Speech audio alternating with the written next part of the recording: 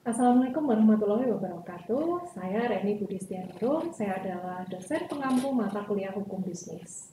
Hari ini kita akan mempelajari bahan kajian tentang perseroan terbatas.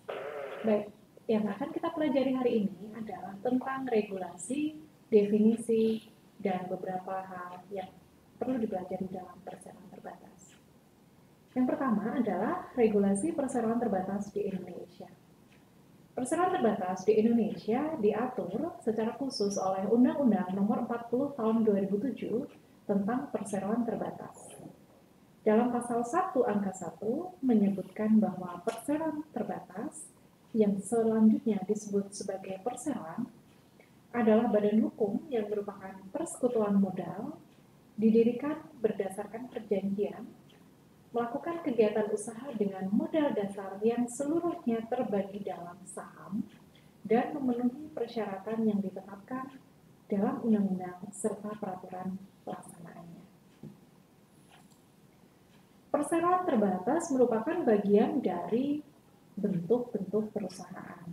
Nah, kita flashback dulu, apa itu perusahaan? Definisi perusahaan menurut pasal 1-2 Undang-Undang Nomor 8 Tahun 1997 tentang dokumen perusahaan. Perusahaan didefinisikan sebagai bentuk usaha yang melakukan kegiatan secara tetap dan terus-menerus dengan tujuan memperoleh keuntungan dan laba, baik yang diselenggarakan oleh orang perseorangan maupun badan usaha yang berbentuk badan hukum maupun bukan badan hukum, yang didirikan dan berkedudukan dalam wilayah negara Republik Indonesia. Jadi definisi ini kita dapat melihat bahwa bentuk perusahaan itu terdiri dari badan usaha berbadan hukum dan badan usaha bukan badan hukum. Contoh perusahaan yang bukan merupakan badan hukum adalah komanditer Vennoskap atau CV dan firma. Sedangkan bentuk perusahaan yang berbadan hukum antara lain adalah koperasi dan perseroan terbatas.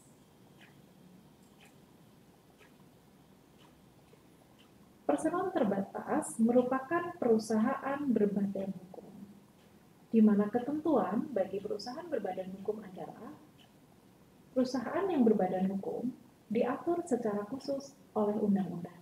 Dalam hal ini, yang mengatur tentang perseroan terbatas adalah Undang-Undang Nomor 40 Tahun 2007. Perusahaan berbadan hukum memiliki kekayaan yang dipisahkan. Artinya di sini, kekayaan perusahaan terpisah dari kekayaan direksi, kekayaan komisaris, dan kekayaan pemegang saham. Kekayaan yang dipisahkan ini memiliki konsekuensi adanya tanggung jawab terbatas, di mana tanggung jawab terbatas adalah pemegang saham hanya bertanggung jawab atas kerugian perusahaan sebatas saham yang dia miliki. Kemudian, perusahaan yang berbadan hukum merupakan perusahaan yang pendiriannya disahkan oleh Menteri Hukum dan HAM. Perseroan didirikan oleh minimal 2 orang dengan akta notaris yang dibuat dalam bahasa Indonesia dan harus memperoleh pengesahan oleh Menteri Hukum dan Hak Asasi Manusia. Dan setiap pendiri perseroan wajib mengambil bagian saham pada saat perseroan didirikan.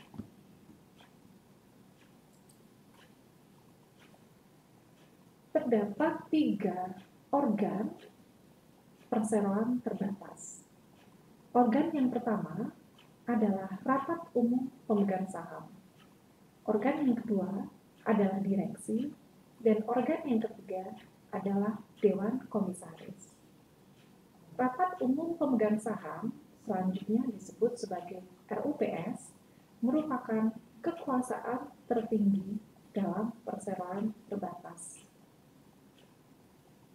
RUPS adalah organ perseroan yang mempunyai wewenang yang tidak diberikan kepada direksi atau dewan komisaris dalam batas yang ditentukan oleh undang-undang dan negara dasar. Nah, Salah satu wewenang dari RUPS adalah mengangkat direksi dan komisaris.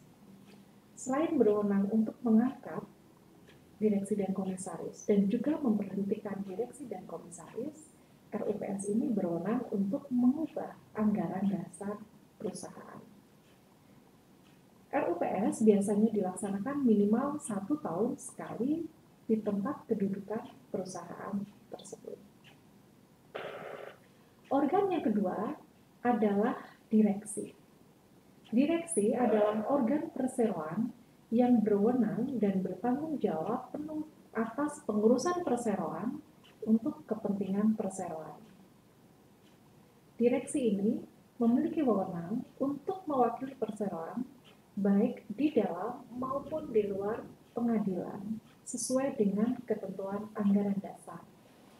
Mewakili perseroan di dalam pengadilan ini dimaksudkan adalah ketika perseroan tersebut terlibat dalam satu perkara baik perdata maupun pidana, maka direksi berwenang untuk mewakili perseroan di hadapan majelis hakim.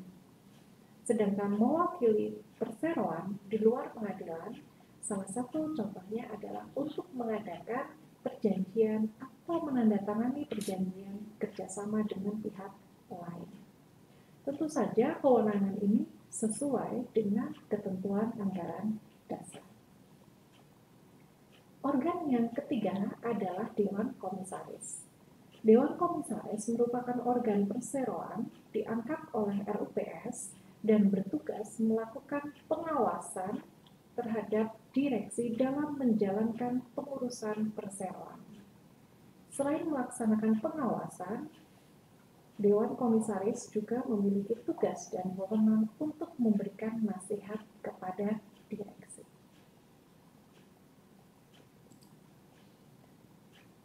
Terdapat beberapa prinsip yang harus dijalankan oleh direksi dalam mengurus atau dalam menjalankan kegiatan bisnis perseroan.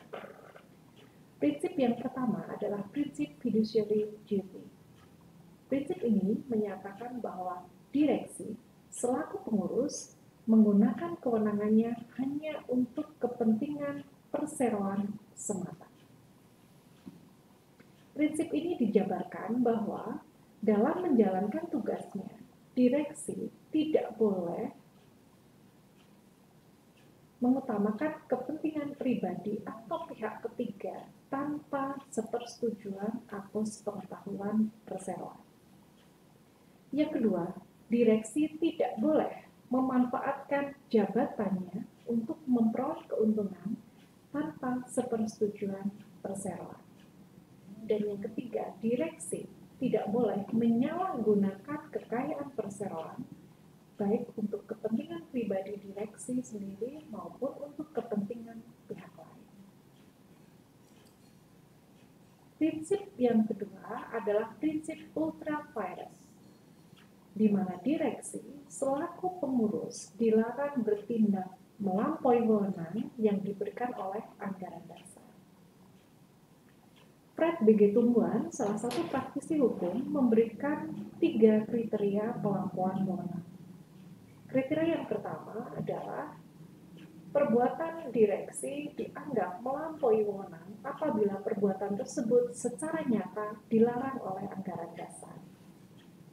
Kriteria yang kedua, direksi dianggap melampaui wewenang apabila perbuatan direksi tidak menunjang kegiatan perusahaan yang termuat dalam anggaran dasar. Dan kriteria yang ketiga, perbuatan direksi tersebut tidak tertuju bagi kepentingan perseroan. Prinsip yang ketiga adalah prinsip business judgment rule. Di sini, direksi perseroan tidak bertanggung jawab atas kerugian yang timbul dari suatu tindakan pengambilan keputusan. Apabila tindakan pengambilan keputusan tersebut memang didasarkan pada itikat baik dan dilaksanakan dengan penuh kehati-hatian. Akan tetapi, jika direksi mengambil keputusan yang menimbulkan kerugian tanpa dilandasi itikat baik dan kehati-hatian, maka direksi harus bertanggung jawab secara pribadi. Dalam kepemilikan perseroan terbatas, keseluruhan modal perseroan berbentuk saham, sehingga keanggotaan seorang pesero didasarkan pada kepemilikan saham. Semakin besar jumlah saham yang dimiliki oleh pemegang saham, maka semakin besar pula kekuasaan yang dia miliki dalam pengambilan keputusan. Pemegang saham dalam perseroan memiliki dua hak.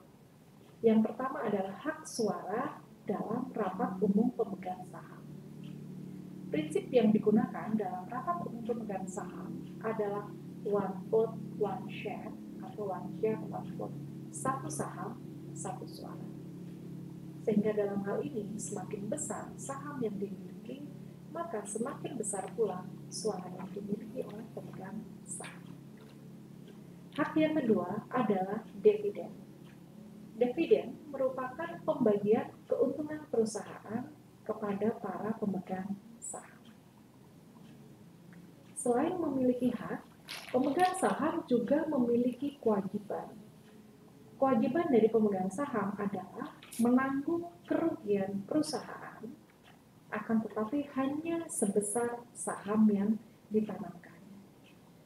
Ya, jadi dalam perseroan terbatas ada prinsip tanggung jawab terbatas, di mana pemegang saham hanya menanggung kerugian sebesar saham yang ditanamkan, dan pemegang saham tidak perlu menanggung kerugian dengan harta pribadinya.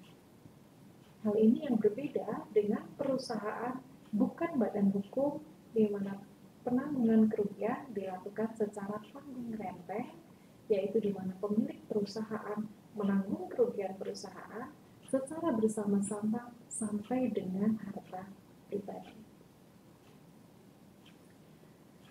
Berdasarkan hak pemegang saham, jenis saham dapat dibedakan menjadi dua jenis. Yang pertama adalah saham biasa kita sebut dengan common stock, atau biasa kita sebut juga dengan ordinary shares, yaitu saham yang tidak memiliki keistimewaan apapun. Jenis yang kedua adalah saham yang memiliki keistimewaan atau kita sebut dengan preference shares, yaitu saham yang memiliki keunggulan dan keistimewaan daripada saham biasa, di mana keunggulan tersebut terkait dengan penerimaan dividen dan pembagian sisa kekayaan hasil likuidasi. Para pemegang preference shares ini didahulukan dalam penerimaan dividen dan pembagian sisa kekayaan hasil likuidasi. Baik, hari ini kita sudah mempelajari tentang perseroan terbatas, organ perseroan terbatas, dan juga tentang saham. Terima kasih atas perhatian yang diberikan. Wassalamualaikum warahmatullahi wabarakatuh.